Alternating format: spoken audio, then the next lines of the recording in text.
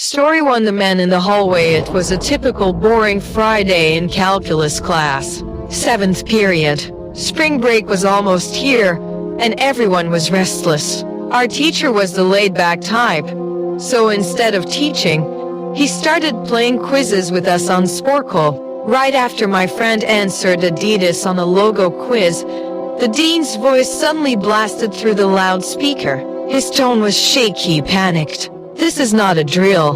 Go into lockdown." Instant chills ran through my whole body. I'd never heard the dean sound like that before. Our normally calm teacher jumped up, shut off the lights, and rushed us into the back corner of the room. For a while, the room was silent, until all the usual buzzing in the walls suddenly stopped. The school had cut the power. That's when we knew this was serious. A few minutes later, we heard screaming echoing through the hallway. Not normal screaming, pure rage. 2 girls in our class started crying as the footsteps grew louder. The man was pounding on lockers and yelling, "I'll kill all of you."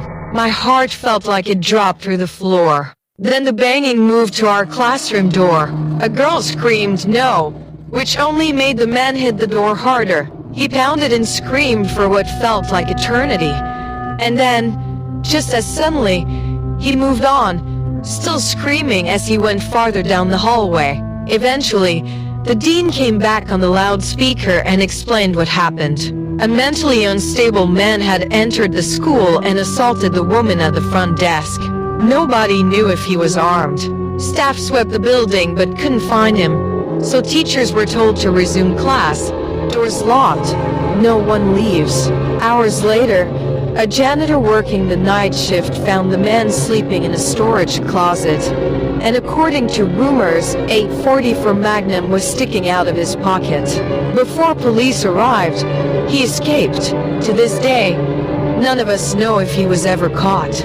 I can only hope he eventually got the help he needed. Story 2. The man outside the school.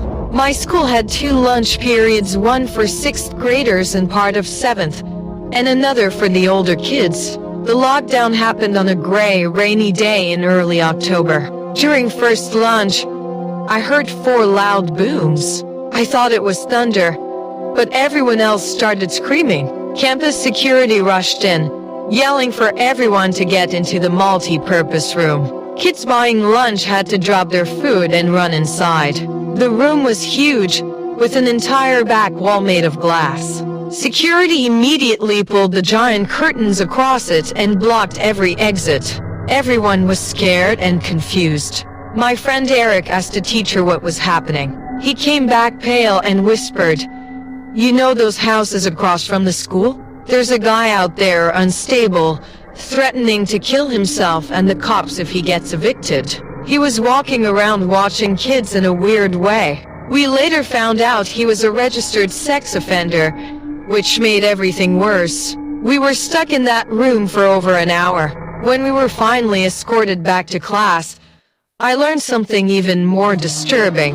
The man lived next door to my friend Brandy. She told me that the previous Halloween, she saw him cutting his own arm and writing on his window with his blood, "Don't come here or I'll kill you."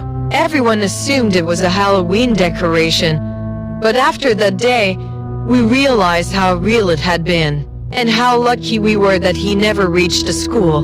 Story 3. The Basement Stranger. I'm 22, fresh out of college, working as a computer intern at my old high school. The basement where I worked was messy, but the small office I shared with 2 coworkers, Dave and Gary, was actually really comfortable. Cold AC, clean desks, a TV on the wall, a quiet place away from the chaos upstairs. One afternoon, while I was eating lunch, my phone rang. It was the front office. Lockdown. Possible dangerous intruder. My heart dropped. The worst part, our office didn't even have a door, just a wide open entrance. And the basement door didn't even have a working lock. I turned off the lights, shut down my screen, and slowly crouched behind my desk. I messaged Dave and Gary, but neither of them replied. For nearly 20 minutes, I sat there in complete silence, just staring at my phone, waiting. Then I heard it. The basement door slowly opened. Someone came running down the stairs. My chest tightened. I crawled under my desk and tried not to breathe. Footsteps entered the office, but the lights stayed off. Then my phone vibrated. The footsteps started moving closer to me. Panicking, I crawled out from under the desk. Suddenly, a man grabbed my arm and pulled me up. He was wearing a red plaid shirt, jeans, and a red and black cap. In a shaky whisper, he said, "It's okay, I'm hiding down here too." He asked me where the exit was. I pointed toward the stairs, but something felt wrong. I asked quietly, "Who are you?" He claimed he was just a parent trying to pick up his son. Then I checked my phone. It was a message from Dave. "Bro, this is crazy. Some guy with a weapon just attacked Mr. Buckley.